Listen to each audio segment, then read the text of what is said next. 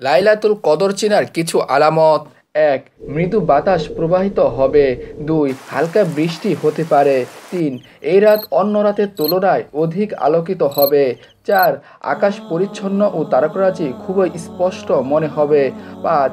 এ রাত বেজুর যে কোনো রাতে হতে পারে, যেমন ২১তম রাত, ২৩তম রাত, ২৫তম রাত, ২৭তম ও ২৯তম রাত। তবে ২৭তম রাত শবে কদর হওয়ার সম্ভাবনা সবচেয়ে বেশি। বিখ্যাত সাহাবী উবাই ইবনে কাব রাদিয়াল্লাহু তাআলা আনহু, আব্দুল্লাহ ইবনে আব্বাস, উমর রাদিয়াল্লাহু তাআলা আনহু, মুয়াবিয়া রাদিয়াল্লাহু তাআলা আনহু সহ অনেক সাহাবী ২৭তম রাতকে লাইলাতুল কদর বলে অভিমত দিয়েছেন।